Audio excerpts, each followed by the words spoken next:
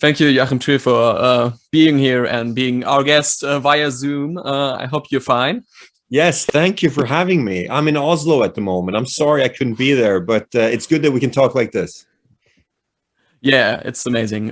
Yes, we're very happy to have you and here in Oslo or here on Zoom. And we're both very happy, Kenan and I'm Leo. We both started to get to know your movies in our university because we had like a film seminar and we watched Reprise at the time in a film seminar. We were like, oh, that's super cool, and that's when we both started to watch your movies. And so we were very, very happy when we heard like, yeah, The Worst Person in the World comes out in Germany, and we were both very hyped, and we watched it in March 1st and now again this weekend.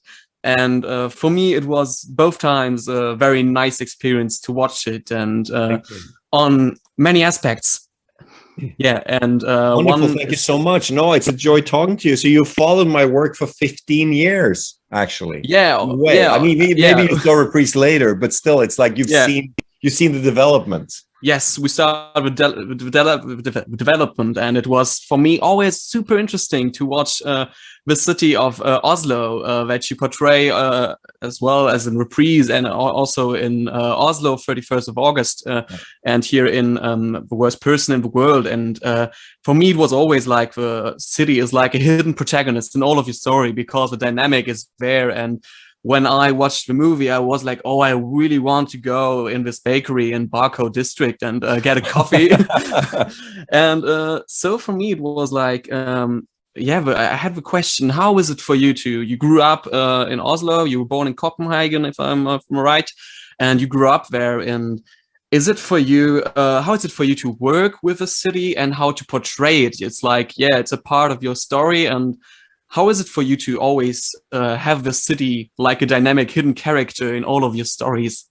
No, I guess thank you for that question. I like filmmakers who have their place, like Martin Scorsese has a certain New York, Spike Lee has a different New York, like there's always a subjective experience of a city.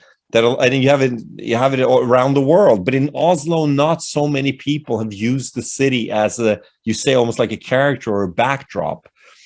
The easy answer, I guess, and that's also true, is it's intuitive. I know the city. It's a material for me. It's not like I use the camera analytically to talk about sociology, really. My characters maybe deal with life amongst people, but in the background, it's the mood, that certain street, I think is cool. It looks like that. And in the morning when the sun goes down, or it's like, oh, it's romantic, or this place is scary. Like intuitively, I know the city and the streets very well. So while I'm writing with Eskil Vogt, my co-writer, we can say to each other, oh, you know that place? And oh, yeah. And that brings something to the creative process. Like, think about it. If you're sitting alone on a bench in this part of town or that part of town, it'll feel completely different. And since I know Oslo, that becomes the scene somehow. And I think cinema is about time and place, isn't it? So the place matters in terms of mood and how you show people something. Yeah, it's you can tell two different stories from two different places in Oslo, and that's a beautiful metaphor you say. With everyone has this their own places. It's amazing. First of all, thank you for having us here. And when I watch Worst Person in the World, my first thought is about how dynamic, how universal the portrayal of your main protagonist Julie is, and how me myself in my end 20s can relate to such a character. And what was the writing process into some character like this in this creative for you and your co-writer Eskil Vogt? Is why she seems very literary and multidimensional, and is this on purpose that she feels like appealing to everyone in the audience, regardless of gender, of age, or of upbringing? Well, I'm glad if she's interesting to people. I mean, I find her interesting. I can't, I don't think about the effect as much as who she is when we start to write. Like, what is her problem? What is she exploring? So Julie is exploring identity. In the beginning of the film, she changes her hair, she changes her education, she changes her boyfriends. It's someone who's a bit of a chameleon. She's desperately looking in the beginning of the film for a sense of identity. Who am I? Who am I supposed to be with? What am I supposed to do in my professional life? A lot of these things that we all go through, but she has this this kind of slightly humoristic, self-sabotaging way of approaching things that I found interesting. So after a while, we go with the character, and she kind of steers the writing, and we put her into different, who is her dad? Who's her mom? What is it like when she crashes a party and meets a strange guy that she fancies, but she's with someone else? Oh, maybe they start playing this game of not like, we can't be unfaithful, but maybe we could do something else. Oh, that's a good scene. So we really just go with it in a more intuitive level, and then once in a while we step back and we discuss, things like, okay, so what is she yearning for? Oh, she's looking for a place for herself. She doesn't know how to love herself or to accept herself. Okay, that's an interesting theme.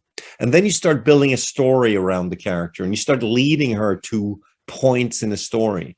But I'm really interested in keeping her interesting to people, so I can keep writing her and exploring. It's more like that than coming up with a plot. Like, that comes much later for us. We start with the people. If you have a character which is working by itself, the writing goes by itself. In a way, yeah. And also we try to bring in visual concept scenes. Like, at some point she takes mushrooms, and we do this whole trippy scene where we go into her subconscious, her anxiety about her body and her father, and it's a fun scene to just play around with. There's another scene where she stops time and she runs around and everything's frozen, and she can explore like a different relationship. And like, I'm trying to find an imaginative visual way to talk about how it feels to be Julie.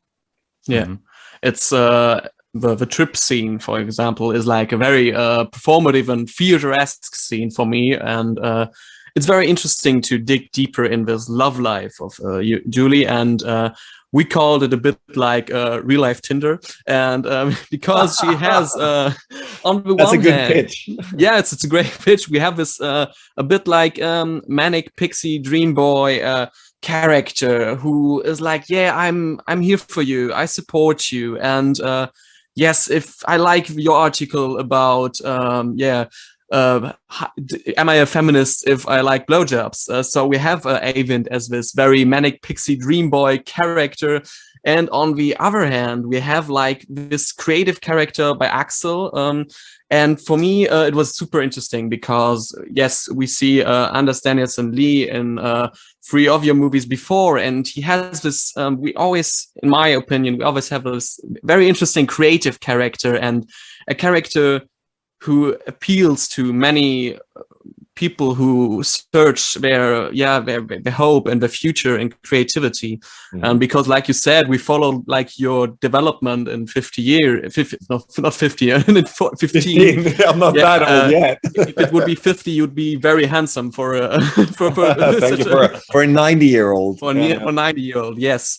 But we see this character, this creative character, and I'm sometimes asking myself how much Joachim Trier is there in Aksel, in Anders Danielsen Lee. Is he a kind of embodiment for maybe your like an alter ego? You mean? Yeah, embodiment, alter ego for your doubts, your hopes, or your thoughts, or is it? You say, is it maybe accidentally or subconsciously, but not intentional? Yeah, intentionally. It's a relevant question. I guess there's a part of me in the characters that Anders Danielsen Lee plays. You're absolutely right. There's a sort of a generational connection. Not always the case that they are my personality or exactly my history or my experience, but I know that guy as he gets older. He plays the young, nervous writer in the Reprise who wants to, can I figure out my life and live off of being creative? I knew that anxiety in that generation when I was that age and wrote that film. So yeah, he represents that. And then in Oslo, August 31st, he's a much, I haven't had those problems of that character, but I do understand the questioning of the meaning of life in your 30s. Like, is this it? You know, I can understand that feeling without being that character. And now he plays the guy who has made kind of underground comics. I'm not that, but I do feel in my 40s that I realized that some of the things I believed was important isn't so important to young people anymore. Like he says, you know, like collecting vinyl records and DVDs is not the way to appreciate culture for everyone anymore, and all that stuff. So yeah, there is a part of me in this, but at the same time, I try to talk about something bigger than just my own personal life through the characters. If not, I would get bored, I think. I mean, it's a very common and universal problem that especially now guys in their 40s and their 30s claiming, because the world is changing very fast now with all the new categories, with all the new sense of sensibility nowadays. And with the conclusion of your Oslo trilogy, it seems like an end of an era of some kind, and it's a very optimistic outlook in the end for Julie as a woman without a man, without any classic happy end approach that she needs someone in her life.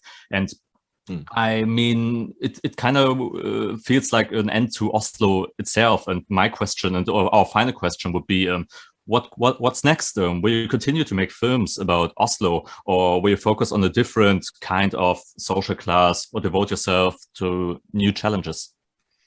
I hope I can devote myself to new challenges by keeping true to character studies. Whether it's, I think I'll make films again in Oslo, but I might also go to other places. But I want to stay true to themes that I care about of existential sorts, and cinema, big screen. I love making movies. I shoot on 35 millimeter. I like the big screen. I'm very happy that around the world now people have really shown up to watch The Worst Person in the World in the cinemas.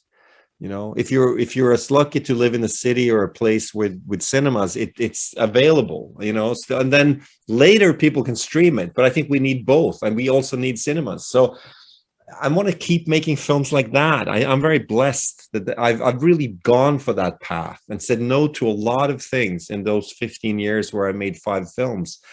But all those 5 films have been screened in the movie theaters. And I'm a big film lover, like I know you guys are. And it's a blessing, you know, to be allowed to be a part of that tradition means a lot. So I think I'll make films in Oslo again, but we'll see. I'm working on a couple of different things. But thank you for enjoying films from this strange northern city. You know, it means a lot to me. Yeah, thank you. Also, we both liked when the Nordic cinema. We both had were representatives for a short film festival, and we also had many Northern films. And it was a pleasure to see Northern films, and a pleasure to see The Worst Person in the World. Thank you very, very much. And thank you for your input to our questions. And we wish you the best for the future. Thank you so much. You too.